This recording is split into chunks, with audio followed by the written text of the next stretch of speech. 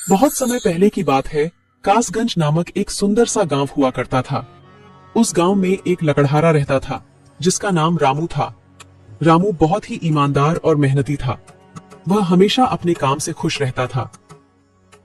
उसके पास ज्यादा पैसे नहीं थे, लेकिन वह अपनी जिंदगी से संतुष्ट था। रामू के परिवार में उसकी पत्नी और उसके 2 बच्चे थे। रामू सेठ लालचंद के यहाँ लकड़ी काटने का काम करता था और लकड़ी काटने के बदले में सेठ लालचंद रामू को पैसे देता था, जिससे रामू और उसके परिवार का जीवन व्यापन होता था। सुमन, मैं काम पर जा रहा हूँ। आज बहुत देर हो गया है, तो तुम बच्चों को स्कूल छोड़ आना। जी, स्कूल तो मैं छोड़ आऊंगी, लेकिन मोनू और चिंकी पिछले 2 दिन से कह रहे हैं कि उनके स्कूल की टीचर स्कूल की फीस मंगा रही है। हाँ, तो जाकर दे आओ ना स्कूल की फीस। अजी कहाँ से दूं? आप जो पगार लाते हैं उसमें मुश्किल से तो घर चल पाता है। अब उतनी सी तनख्वाह में मैं बच्चों की फीस का इंतजाम कैसे करूं? अजी मैं एक बात आपको साफ साफ कह देती हूँ, आप सेठ लालचंद जी से पगार बढ़ाने की बात कहिए। दिन पर दिन खर्च बढ़ता जा रहा है। बाजार में अगर सब्जी लेने निकलो तो सब्जियों के दाम आसमान छू रहे हैं, और बच्चों की पढ़ाई का खर्चा, घर का खर्चा अब इतनी कम तनख्वाह में कैसे गुजारा होगा? ठीक है, मैं आज ही सेठ जी से थोड़ा पगार बढ़ाने की बात करता हूँ। इतना कहकर रामू काम पर चला जाता है।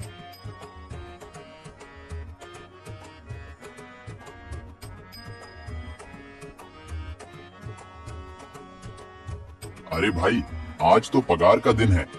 देखो, अब यह सेठ लालचंद कोई ना कोई लोचा जरूर करेगा। हमेशा कोई ना कोई बहाना बनाकर पगार कम कर देता है। और अगली बार तो मेरी आधी पगार काट ली थी, यह कहकर कि जो मैंने लालचंद जी से 200 रुपए उधार लिए थे, उसका ब्याज बढ़कर 1000 रुपए हो गया है। इसलिए मैं तुम्हारी पगार में से 1000 रुपए काट रहा हूँ। हाँ हरिया भाई, तुम एकदम ठीक कह रहे हो। ये सेठ लालचंद ना एक नंबर का चालाक और लालची इंसान है। एक तो दुगुना काम ले लेता है और बदले में पैसे भी पूरे नहीं देता। हाँ भाई, मेरे भी अगली बार सेठ लालचंद ने पगार काट लिए थे। मैंने बस 2 छुट्टी ली थी जब मेरी बिटिया बहुत बीमार थी, और इस लालचंद ने इस बात का फायदा उठाकर मेरी पूरी आधी पगार काट ली। हे भगवान, बस सेठ जी इस बार मेरी पूरी पगार दे दे। बच्चों के स्कूल की फीस भी भरनी है। ऐसे सभी लकड़हारे अपने काम पर लग जाते हैं। काम करने के बाद सेठ लालचंद के पास जाते हैं। सेठ जी, महीना पूरा हो गया है, हमें हमारी तनख्वाह दे दीजिए। देखो भाइयों, अभी मेरे पास तुम्हें देने के लिए पैसे नहीं है। अभी माल नहीं बिका है, सारा माल गोदाम में ही पड़ा हुआ है। कल या परसों तक तुम्हें तुम्हारी तनख्वाह मिल जाएगी। पर सेठ जी, अभी हमारे पास बिल्कुल पैसे नहीं बचे हैं। घर का भी सामान लाना है, बच्चों की फीस भरनी है। अरे मैंने कहा तो सही, 1-2 दिन और रुक जाओ, कल या परसों तक पैसे मिल जाएंगे। अभी मेरे पास पैसे नहीं है। सभी लकड़हारे निराश मन से अपने अपने घर आ जाते हैं। अजी क्या हुआ? इस बार कितना पगार मिला है? सुमन, अभी कोई पगार नहीं मिला। सेठ जी ने कहा है कि 1-2 दिन में पगार मिल जाएगा। पगार नहीं मिला? आपको तो पता है ना, बच्चों की फीस भरनी है। इनकी स्कूल टीचर ने आज साफ साफ चेतावनी दे दी है कि अगर कल फीस नहीं लाई तो बच्चों को घर पर ही बिठा लेना। अब बताओ मैं क्या करूं? मैं क्या करूं सुमन, ये सेठ जी समय पर कभी पैसे देते ही नहीं है। अब तो बस हम इंतजार के सिवा और कुछ नहीं कर सकते। 1-2 दिन की बात है, देख लेते हैं। ऐसे ही 2 दिन गुजर जाते हैं। 2 दिन बाद सेठ लालचंद सबको पगार देता है। अरे हरिया, ये ले अपनी इस महीने की पगार। सेठ जी, यह तो बस 2000 है। मैंने तो इस महीने 3000 तक का काम किया है। हाँ, काम तो किया है, लेकिन तूने 1-1 घंटे आराम भी तो किया है। ये पैसे उसी आराम के काटे हैं। पर सेठ जी, आपने तो कहा था 8 घंटे काम के महीने में 3000 मिलेंगे, और मैंने तो 8 घंटे काम किया और 1 घंटे आराम। देख हरिया, मुझे ज्यादा हिसाब किताब ना समझा। ये 2000 रख, अगर चाहिए तो, और अगर नहीं चाहिए तो कहीं और काम ढूंढ ले। बेचारे हरिया के पास उन पैसे को लेने की सिवाय और कोई रास्ता नहीं था। हरिया चुपचाप वह पैसे रख लेता है। रामू, ये लो तुम्हारे 2500 रुपए। पर सेठ जी, 2500 क्यों? मेरे तो पूरे 3000 बनते हैं ना। मैंने तो कोई छुट्टी भी नहीं की और ना ही कोई आराम। मैंने तो अपना सारा काम समय पर किया है। हाँ, समय पर तो किया है, पर इस समय बाजार में लकड़ियों का दाम काफी सस्ता हो गया है। इस वजह से अभी तुम्हें भी पगार कम ही मिलेगी जब तक लकड़ियों का दाम नहीं बढ़ता। पर सेठ जी, बात तो 3,000 की हुई थी ना, अब 2,500 में मैं कैसे घर चलाऊंगा? बच्चों की स्कूल की फीस भी भरनी है सेठ जी। इस बार आप पूरे पैसे दे दीजिए। 2,500 ही मिलेंगे तुझे। यहाँ काम करना है तो कर, वरना कहीं और काम ढूंढ ले। बेचारे हरिया के पास उन पैसे को लेने के सिवाय और कोई रास्ता नहीं था।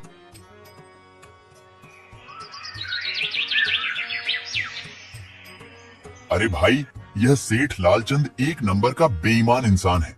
सारे पैसे अपने जेब में भर लेता है और बहाने बनाता है कि लकड़ियों के दाम सस्ते हो गए हैं। देख लेना, हम गरीबों की किसी न किसी दिन इसे जरूर हाय लगेगी। नहीं हरिया, ऐसे नहीं कहते। वह हमारे अन्नदाता है।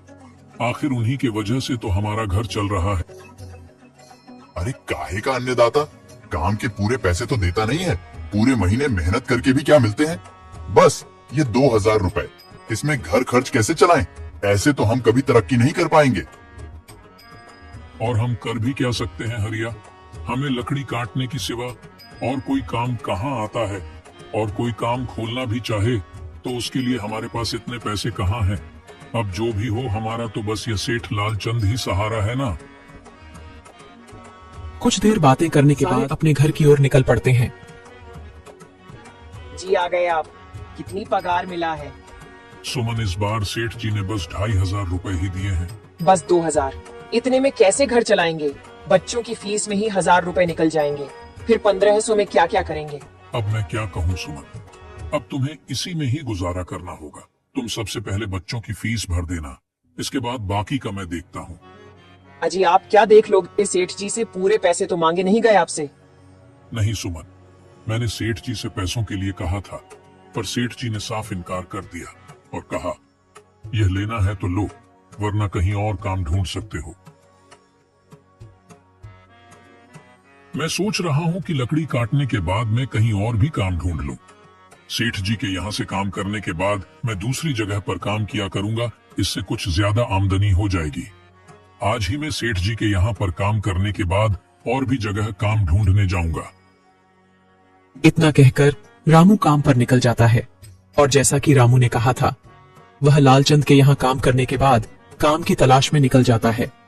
रामू पूरे गांव में काम ढूंढता है, दुकानों दुकानों पर जाकर लोगों से काम मांगता है, मगर हर जगह रामू को केवल निराशा ही हाथ लगती है।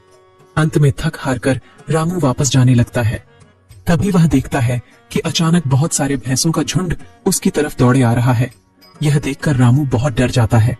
वह इधर उधर देखता है तो उसे एक गुफा दिखती है और वह गुफा में जाकर छुप जाता है। जब भैंसों का झुंड वहां से निकल जाता है, तब रामू की जान में जान आती है। हे भगवान, आज तो बाल बाल बच गया मैं, वरना आज तो मैं इन भैंसों के पैरों तलों तो कुचला ही जाता। पर यह मैं कहाँ आ गया? रामू यह सब सोच ही रहा था कि तभी उसकी नजर गुफा में रखी एक टोकरी पर जाती है। रामू उस टोकरी के पास जाता है। ये कैसी गुफा है? ये कैसी टोकरी यहाँ पड़ी है? इसे मैं घर ले जाता हूँ, सामान रखने के काम आ जाएगी। रामू जैसे ही उस टोकरी को हाथ लगाता है, गुफा में से एक आवाज आती है, रुक जाओ, इसे छूने की कोशिश मत करो। यह आवाज सुनकर रामू एकदम पीछे हट जाता है। तभी गुफा में एक जिन्न प्रकट हो जाता है और वह रामू से कहता है, कौन हो तुम और मेरी गुफा में क्या कर रहे हो? मुझे माफ करना, आप जो भी हो। कुछ भैंसों का झुंड मेरे पीछे पड़ गया था और उनसे बचने के लिए मैं इस गुफा में आकर छिप गया और फिर मेरी नजर इस टोकरी पर गई। माफ कीजिए, मुझे लगा यहाँ कोई नहीं है तो यह टोकरी किसी की नहीं होगी, इसलिए मैंने इसे छुआ। रामू, तुम्हें डरने की जरूरत नहीं है। मैं तुम्हारे बारे में सब जानता हूँ। मेरी नजर एक बार भी जिस पर पड़ जाती है, मैं उसका इतिहास अपनी खुली आंखों से देख सकता हूँ। पर आप है कौन और आप इतने विचित्र क्यों दिखाई पड़ रहे हैं? आप अपना परिचय दीजिए। कौन है आप? मैं एक जिन हूँ और मैं कई सालों से इस गुफा की रक्षा कर रहा हूँ। यह गुफा मेरे पूर्वजों की है। इस गुफा में केवल वही इंसान घुस सकता है जिसका मन बिल्कुल पवित्र हो। अगर तुम अपवित्र होते तो तुम इस गुफा में कभी नहीं घुस पाते। तुम एक सच्चे इंसान हो, इसलिए तुम इस गुफा में घुस पाए और इस टोकरी को छू पाए। अब तुमने इस टोकरी को छुआ है तो यह टोकरी तुम्हारी हुई। नहीं, मुझे ये टोकरी नहीं चाहिए, मैं तो बस देख रहा था। डरो मत रामू, तुम ये टोकरी ले जाओ। ये कोई साधारण टोकरी नहीं है, बल्कि यह जादुई टोकरी है। जादुई टोकरी? क्या ये वही जादुई टोकरी है जिसके बारे में हमारी दादी कहानी सुनाई करती थी कि किसी गांव में एक जादुई टोकरी हुआ करती थी और वह सबकी इच्छाएं पूरी करती थी? हाँ रामू, ये वही जादुई टोकरी है। अब तुम इस टोकरी के मालिक हो। तुम इसके इस्तेमाल से अपनी स्थिति सुधार सकते हो, पर याद रखना, तुम जो भी वस्तु इस टोकरी में एक बार डालोगे, वह चीज ही तुम्हें बार बार इस टोकरी में डालनी होगी। इसके अलावा तुम और दूसरी कोई चीज इस टोकरी में नहीं डाल सकते। अगर तुमने ऐसा किया तो इसका परिणाम तुम्हें ही भुगतना होगा। मेरी इस बात को हमेशा ध्यान में रखना और सोच समझकर बिना लालच किए इस टोकरी में वह ही सामान रखना जिसकी तुम्हें जरूरत हो। रामू टोकरी को लेकर घर आ जाता है। सुमन, ये देखो, ये मैं क्या लेकर आया हूँ। क्या लाए हो आप? बस ये एक टोकरी। सबसे पहले ये बताइए, आप तो काम की तलाश में गए थे ना, तो कोई दूसरा काम मिला कि नहीं? नहीं। अरे सुमन, मेरी पूरी बात तो सुनो। ये कोई ऐसी वैसी टोकरी नहीं है, बल्कि ये एक जादुई टोकरी है। रामू सुमन को वह सारी घटना के बारे में बताता है जो उसके साथ हुई। अच्छा, तो आपका कहने का मतलब है कि इस टोकरी में हमें कोई ऐसी चीज डालनी होगी जिसकी हमें सबसे ज्यादा जरूरत हो। हाँ सुमन, हमें सोच समझकर ही इसमें कोई चीज डालनी होगी। रामू थोड़ी देर सोचता है, फिर उसका ध्यान उन लकड़ियों पर जाता है जो एक बार उसने सुमन को रखने को दी थी। सुमन, तुम्हें याद है, एक बार मैं जंगलों में लकड़ियां काटने गया था तो मुझे एक चंदन की लकड़ी मिली थी और वह मैंने तुम्हें लाकर दे दी थी। हाँ, दी तो थी। तो तुम उस लकड़ी को ले आओ। हम उस चंदन की लकड़ी को ही इसमें डालेंगे और उस लकड़ी से अपना एक व्यापार शुरू करेंगे। सुमन चंदन की लकड़ी को ले आती है और उसे टोकरी में डाल देती है। वह जैसे ही चंदन की लकड़ी उस टोकरी में डालते हैं, उसमें कई सारी लकड़ियां आ जाती हैं। अरे वह, ये तो चमत्कार ही हो गया। ये देखिए, कितनी सारी चंदन की लकड़ियां हो गई। अगर आप इसको बेचेंगे तो इससे काफी अच्छे पैसे मिलेंगे।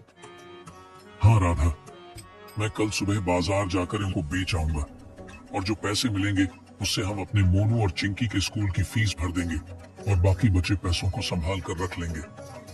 अगले दिन रामू लालचंद सेठ के यहाँ काम पर ना जाकर चंदन की लकड़ियों को बेचने के लिए बाजार की ओर निकल पड़ता है।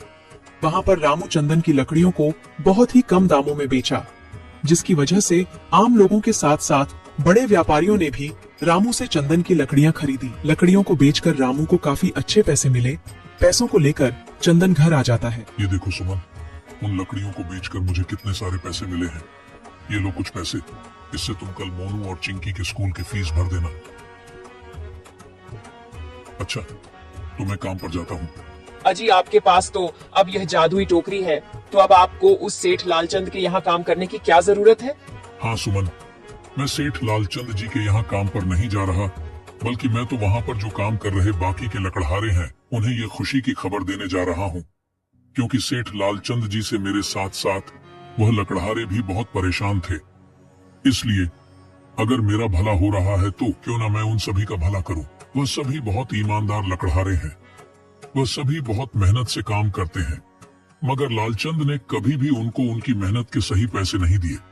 इसलिए मैंने सोचा है क्यों ना मैं उनको अपने इस काम में शामिल कर लूं। हाँ जी, बात तो आपकी बिल्कुल सही है। अगर आप सभी लोग एक साथ मिलकर काम करेंगे तो हम सब बहुत जल्द ही तरक्की हासिल कर लेंगे।